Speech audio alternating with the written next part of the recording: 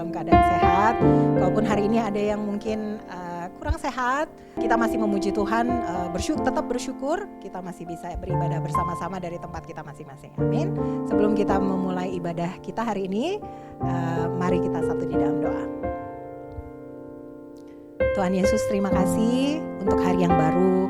Terima kasih untuk sukacita, terima kasih untuk damai sejahtera, terima kasih untuk segala yang boleh Kau anugerahkan untuk kami sampai dengan hari ini. Terima kasih untuk penyertaan-Mu atas hidup kami masing-masing. Terima kasih Tuhan, kalau hari ini kami masih diperbolehkan untuk beribadah lagi bersama-sama, kami percaya itu pun anugerah dari-Mu Tuhan. Dan kami mau siapkan hati dan pikiran kami untuk ibadah kami hari ini. Kami percaya ada berkat khusus bagi setiap kami. Terima kasih Tuhan, di dalam nama-Mu kami berdoa mengucap syukur. Haleluya. Mari semua katakan amin.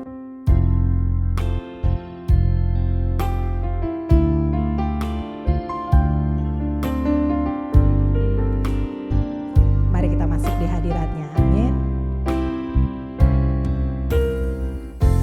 Penuhi hatiku dengan hadir-Mu.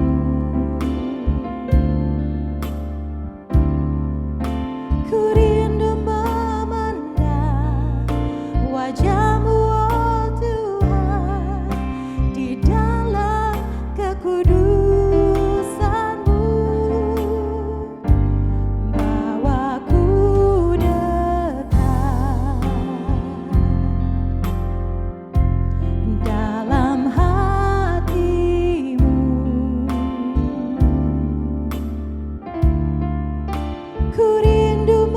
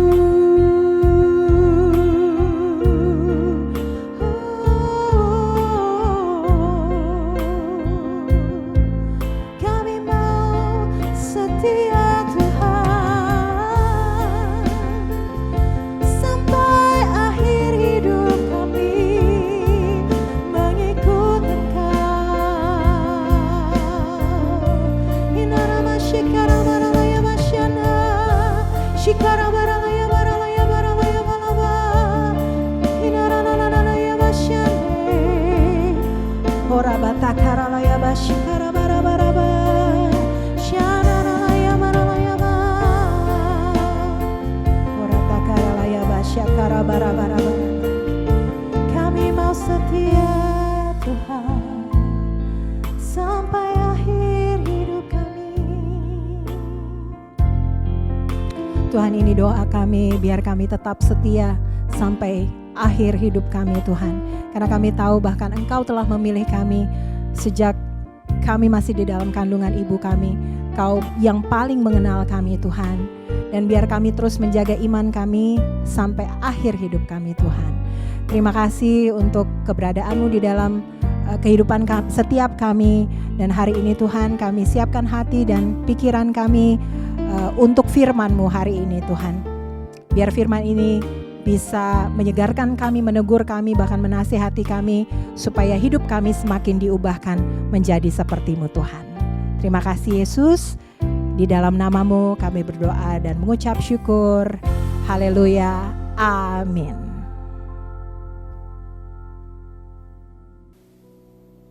Shalom bagi jemaat GBI Home Church Jakarta.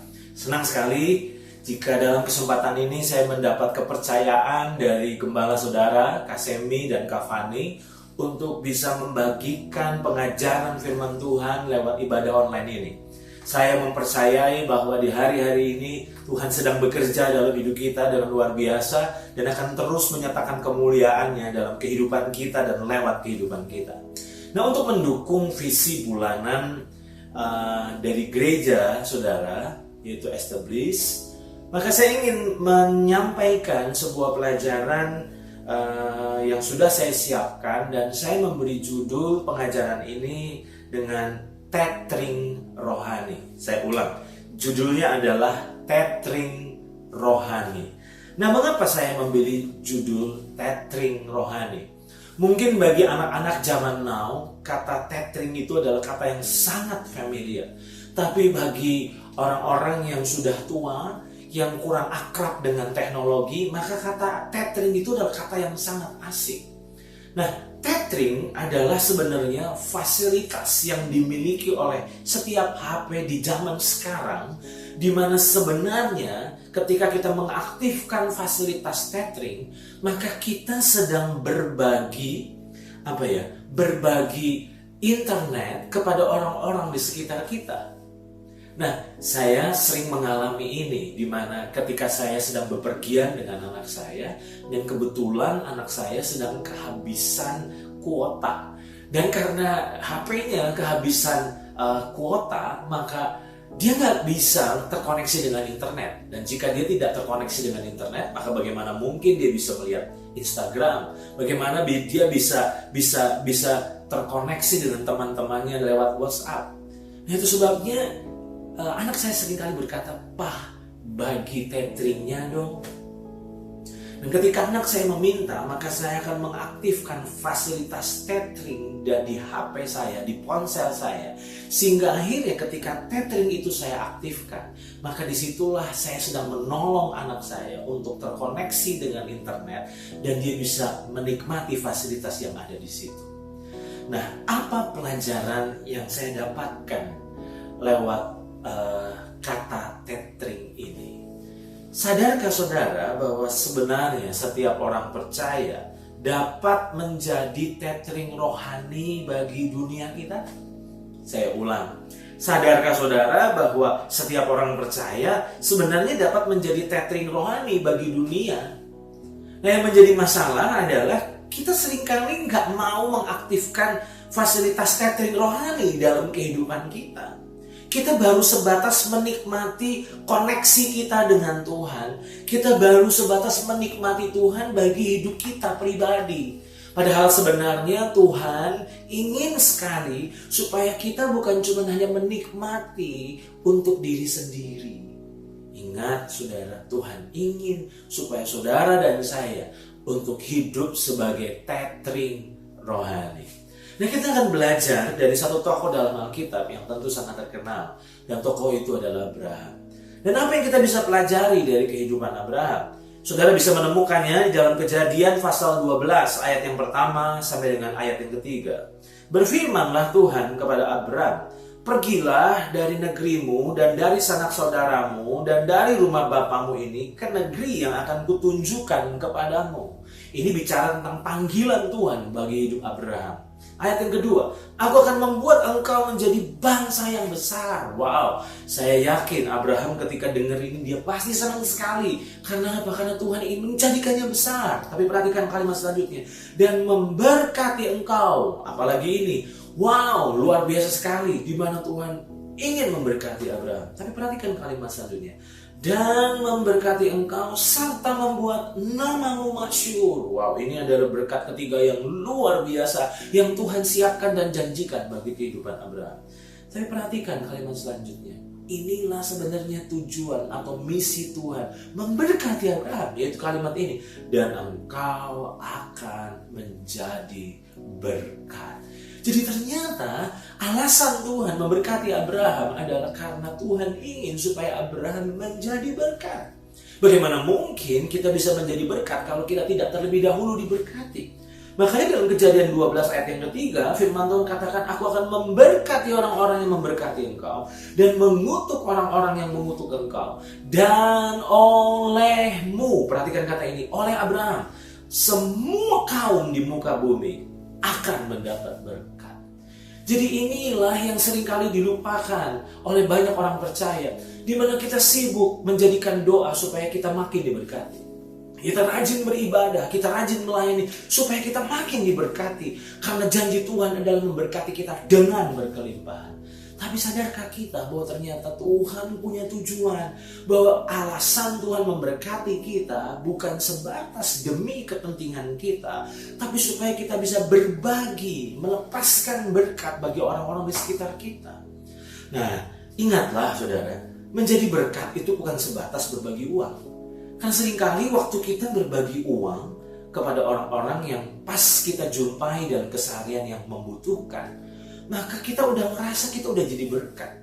Padahal sebenarnya menjadi berkat bukan sebatas saat kita berbagi uang, tapi berbagi kehidupan Kristus adalah hal yang baik, adalah hal yang mulia kalau saudara berbagi kekayaan saudara, berbagi uang kepada orang-orang yang membutuhkan. Tapi jangan puas di situ, karena Tuhan ingin supaya kita bukan cuma hanya berbagi uang kita. Karena orang-orang yang tidak mengenal Tuhan pun bisa melakukan yang sama. Tapi yang tidak bisa mereka lakukan, yang hanya kita bisa lakukan adalah kita berbagi kehidupan Kristus yang luar biasa yang ada dalam hidup kita, sehingga mereka yang belum memilikinya dapat mencicipinya. Bukankah itu artinya kita menjadi tetrik rohani? Tokoh yang kedua dalam Alkitab yang kita bisa temukan, di mana hidupnya sungguh-sungguh menjadi tetrik rohani bagi dunia pada zamannya adalah Yusuf.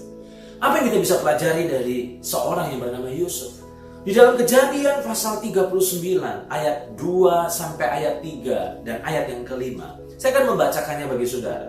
Tetapi Tuhan menyertai Yusuf. Wow, siapa yang tidak suka, siapa yang tidak senang kalau Tuhan menyertainya. Dan setiap kita juga pasti merindukan dan bahkan Tuhan menyertai kita. Perhatikan ini. Tetapi Tuhan menyertai Yusuf sehingga ia menjadi seorang yang selalu berhasil. Wow. Bukankah ini dambaan kita, harapan kita, doa kita, iman kita, di mana penyertaan Tuhan membuat kita selalu berhasil dalam pekerjaannya. Tapi perhatikan kalimat selanjutnya. Maka tinggallah Yusuf di rumah tuannya orang Mesir itu. Dia hadir di rumah Potifar. Ayat yang ketiga. Setelah dilihat oleh tuannya bahwa Yusuf disertai Tuhan. Saya tertarik dengan kata setelah dilihat oleh tuannya. Siapakah tuannya? Dia adalah Potifar. Siapakah Potifar? Dia adalah seorang Mesir. Siapakah orang Mesir? Orang Mesir adalah orang-orang yang penyembah berhala pada zaman itu. Tapi yang luar biasa, ternyata Potifar bisa melihat Tuhan yang menyertai kehidupan Yusuf. Perhatikan kalimat selanjutnya. Setelah dilihat oleh tuannya bahwa Yusuf disertai Tuhan dan bahwa Tuhan membuat berhasil segala sesuatu yang dikerjakannya. Jadi Potifar sadar bahwa yang membuat Yusuf istimewa itu bukan karena kehebatan Yusuf, tapi karena kehebatan Tuhan yang menyertai Yusuf. Pertanyaan saya, saudara, apakah orang-orang di sekitar kita bisa melihat kehadiran Tuhan, keberadaan Tuhan, penyertaan Tuhan dalam hidup kita? Seringkali kita cuma hanya puas mempercayai Tuhan hidup dalam diri kita. Tapi pertanyaannya adalah apakah orang-orang yang tidak mengenal Tuhan bisa melihat ada sesuatu yang berbeda dalam hidup kita. Dan yang berbeda itu adalah kehadiran Kristus dalam hidup kita. Nah, perhatikan ayat yang kelima. Sejak ia, yaitu Potifar, memberikan kuasa dalam rumahnya dan atas segala miliknya kepada Yusuf, Tuhan memberkati rumah orang Mesir itu karena Yusuf. Jadi Tuhan sebenarnya tidak ingin memberkati Potifar, tetapi karena Yusuf ada di situ, Tuhan memberkati Yusuf. Dan ketika Tuhan memberkati Yusuf, kelimpahan berkat dalam kehidupan Yusuflah yang Potifar nikmati, saudara. Kalimat selanjutnya, sehingga berkat Tuhan ada atas segala miliknya, baik yang di rumah maupun yang di ladang.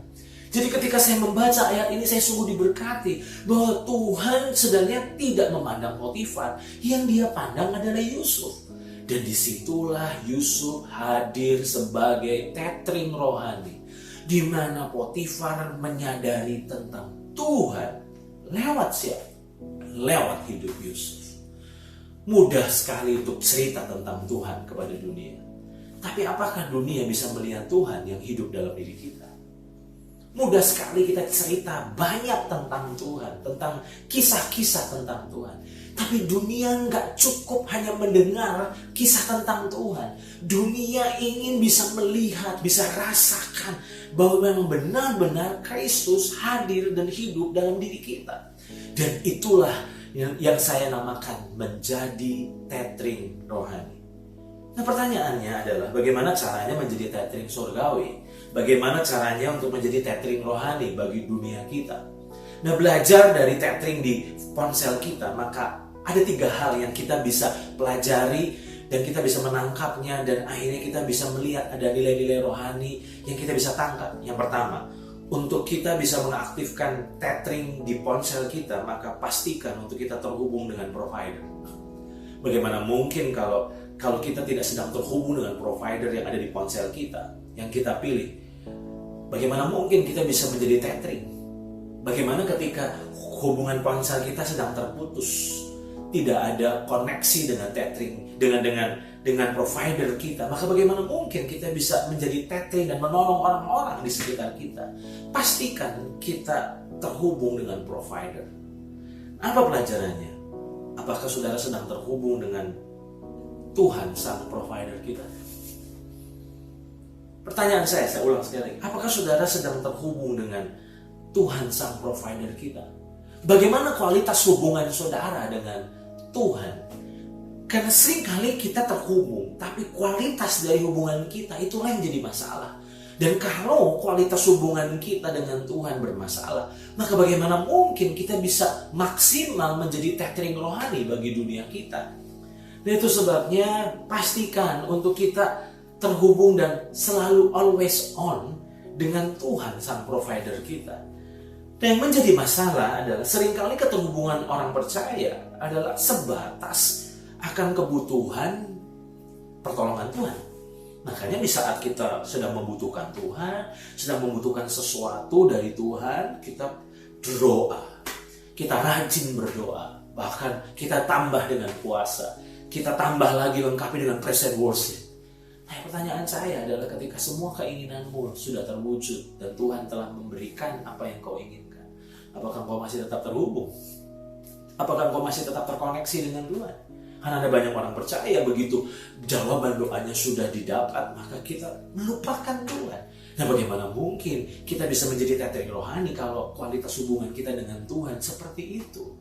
Atau yang kedua, saya melihat ada banyak keterhubungan orang percaya sebatas kebiasaan agamawi mingguan kita, di mana saat hari Minggu kita benar-benar ingat Tuhan, kita terkoneksi dengan Tuhan.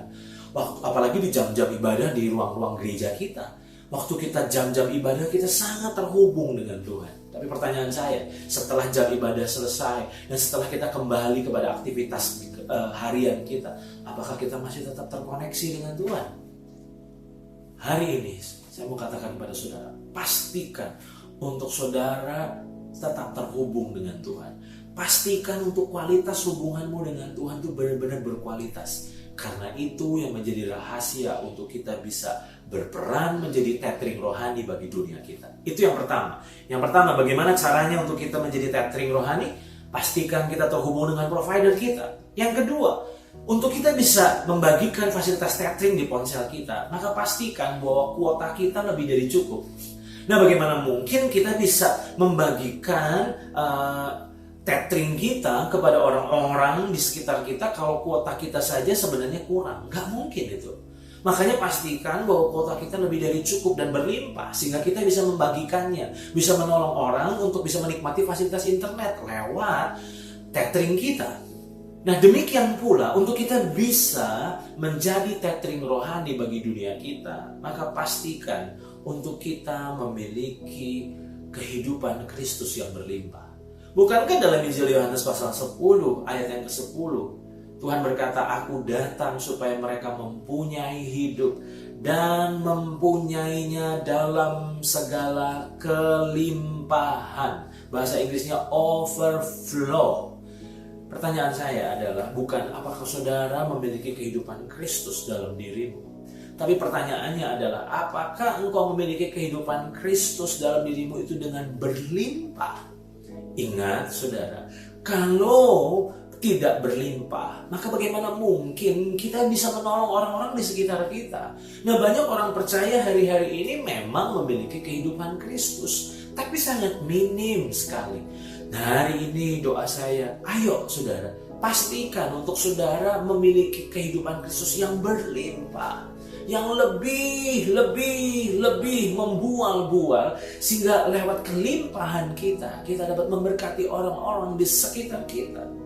Masalahnya, cepat berpuas diri dalam hal kerohanian itu menjadi penyebab banyak orang percaya belum mengalami kelimpahan kehidupan Kristus. Saya ulang saudara, cepat berpuas diri dalam hal kerohanian menjadi penyebab banyak orang percaya belum mengalami kelimpahan kehidupan Kristus.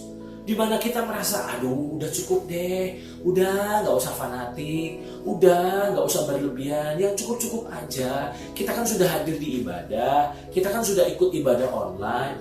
Dan apa yang terjadi? Mental seperti itu gak akan mungkin membuat hidup kita mengalami kelimpahan kehidupan Kristus. Nah, kalau kehidupan Kristus tidak berlimpah, maka bagaimana mungkin kita bisa membagikan kehidupan Kristus bagi dunia di sekitar kita?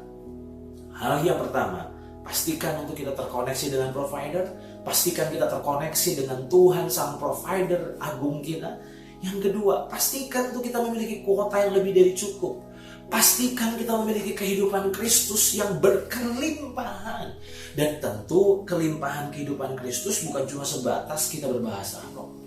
Karena ada banyak orang-orang percaya cuma hanya puas berkata, saya sudah penuh Roh Kudus, saya sudah penuh dengan Kristus, itu sebabnya saya berbahasa roh. Saya mau katakan kepada saudara, enggak cukup berbahasa roh, tapi biar kehidupan Kristus itu benar-benar makin nyata, mengubah dan mentransformasi hidup kita.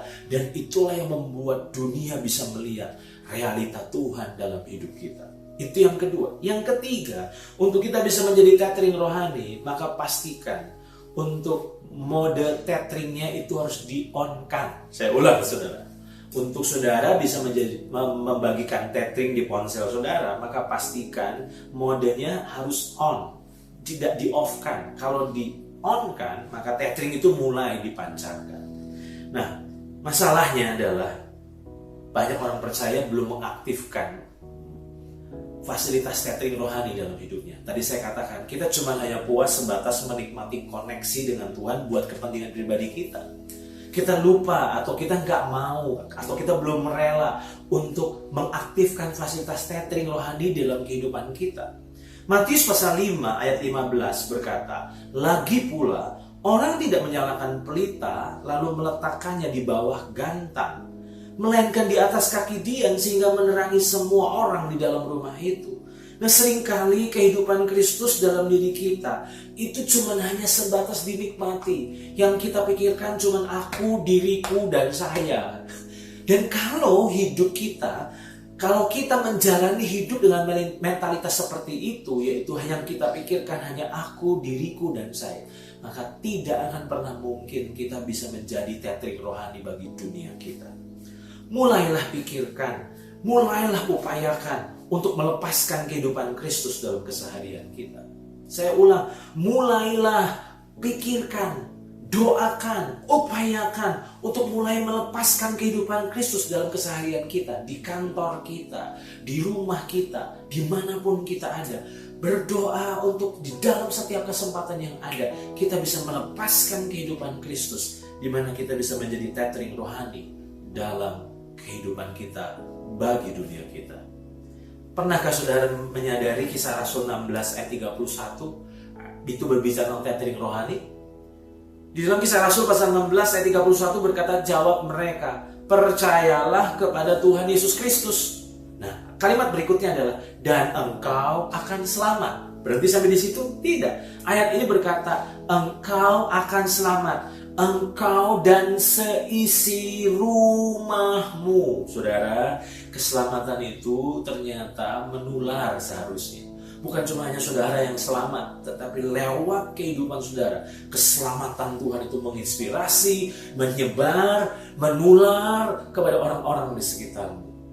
Doa saya, biar saudara menjadikan tahun 2021 itu di mana saudara akan berperan sebagai tethering rohani bagi dunia saudara. Nah, saya akan ajak untuk saudara belajar dari dua tokoh berikutnya. Dan dua tokoh ini adalah dua yang sangat bertolak belakang. Yang pertama adalah Yunus. Terus tentu saudara sangat familiar dengan kisah ini karena kita sudah mendengarnya sejak kita sekolah minggu. Yunus adalah seorang yang lari dari panggilan Tuhan. Dan akibatnya apa yang terjadi? Dia mendapatkan sebuah pengalaman yang sangat tidak enak, di mana dia ditelan oleh ikan besar. Dari situlah dia belajar banyak. Nah, apa yang kita bisa pelajari? Yunus pasal yang pertama ayat 12, firman Tuhan berkata begini, sahutnya kepada mereka, angkatlah aku, campakkanlah aku ke dalam laut, maka laut akan menjadi reda dan tidak menyerang kamu lagi.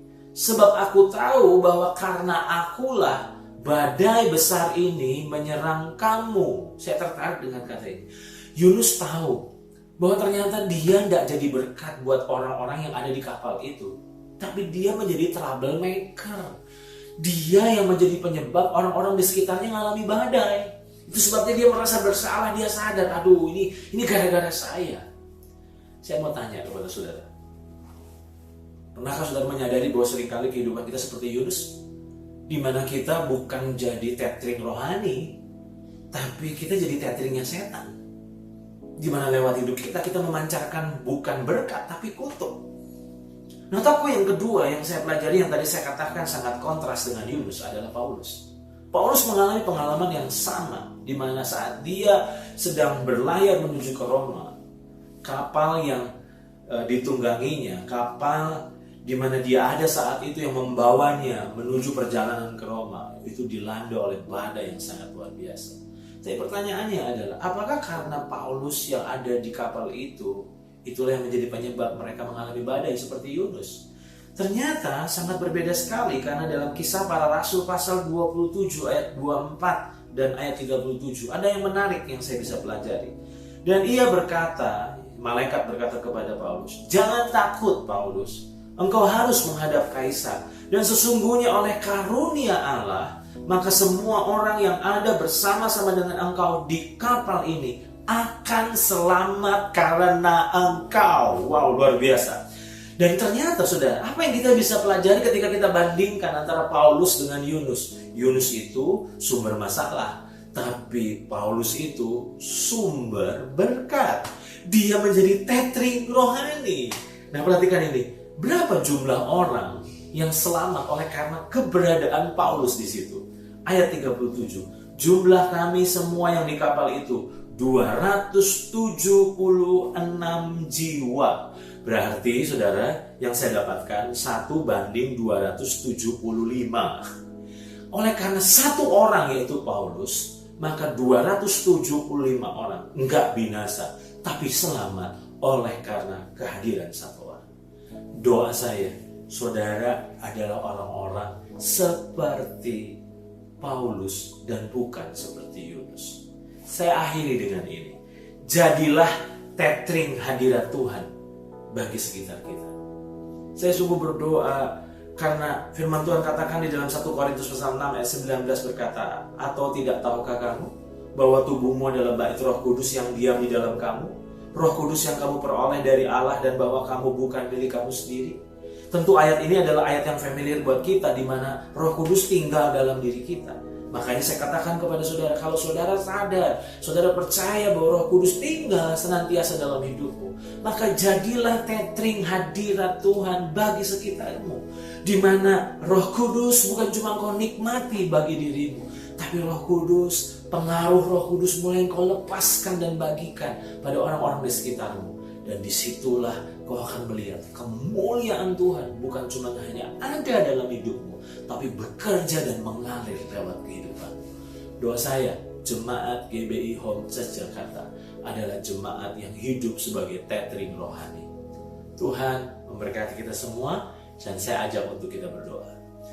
Bapa, kami sungguh bersyukur karena dalam kesempatan ini kami sudah mendengar sebuah kebenaran yang sangat penting, di mana Tuhan sebenarnya ingin menjadikan kami sebagai tethering rohani bagi dunia ini. Itu sebabnya sungguh satu kehormatan kalau kami dipilih oleh Tuhan untuk hidup sebagai tethering rohani. Kami tidak mau cuma hanya menikmati koneksi kami dengan Tuhan bagi kepentingan pribadi kami, tapi kami sungguh rindu bahwa koneksi kami dengan Tuhan itu juga bisa menolong orang-orang lain yang belum terkoneksi dengan Tuhan. Sehingga mereka boleh mencicipi, boleh mengalami betapa hidupnya, hebatnya Tuhan di dalam kehidupan kami. Itu sebabnya hari ini aku berdoa, meteraikan firman-Mu, wahyukan kebenaran ini, sehingga kebenaran ini boleh memerdekakan kehidupan kami. Memerdekakan dari kehidupan yang selfish, dari egois, dan kami mulai bertobat dan sungguh-sungguh mulai hidup bagi Kristus. Terima kasih, biar berkat-Mu sungguh makin nyata dalam kehidupan kami. Meteraikan firman-Mu, dan sungguh-sungguh biar ini semua boleh mengubah kehidupan setiap kami. Kami bersyukur, kami berdoa di dalam nama Tuhan Yesus Kristus. Amin. Tuhan memberkati kita semua.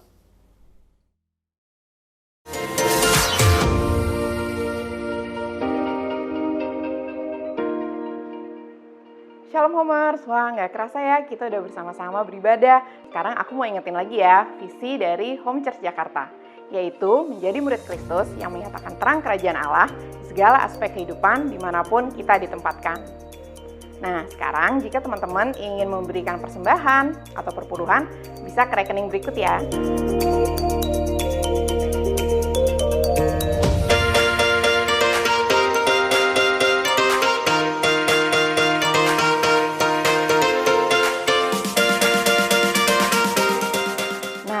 Ibadah umum maupun ibadah kids masih akan dilaksanakan secara online ya.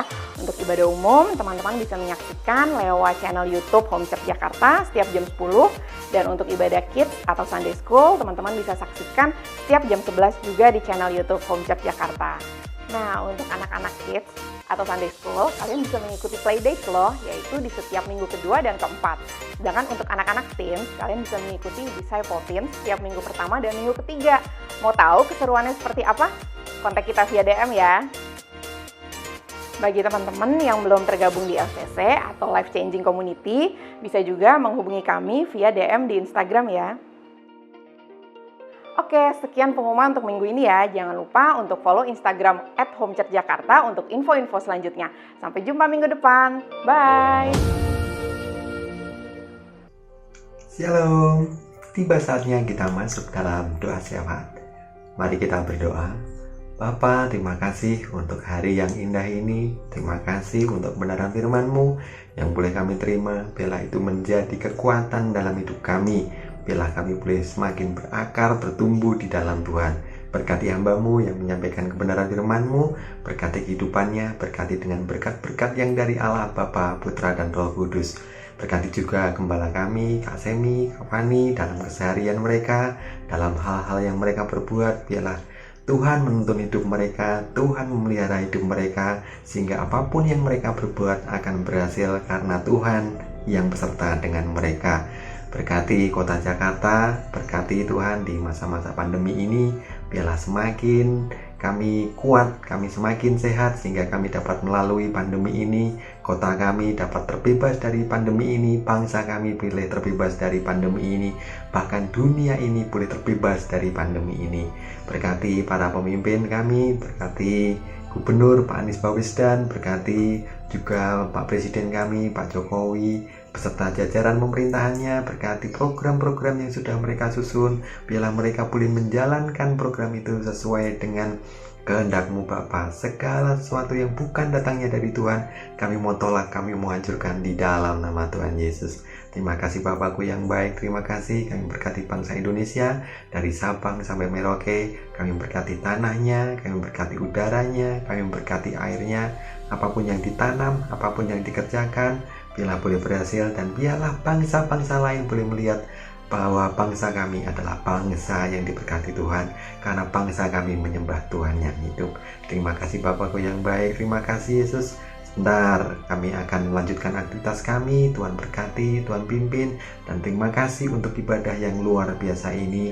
Dan kami kembalikan segala puji hormat syukur kami kehadirat Engkau Allah yang kudus, hanya di dalam nama Tuhan Yesus. Haleluya. Amin. Puji Tuhan, saya berharap dan doa saya bahwa apa yang kita lakukan hari ini dalam ibadah sungguh menyenangkan hati Tuhan dan memberkati kita semua. Amin saudara. Terima kasih untuk Ko Andreas, SW yang sudah jadi berkat untuk kita semua. Ini jarang ketemu, tapi sekali ketemu pesan Tuhannya kuat sekali ya.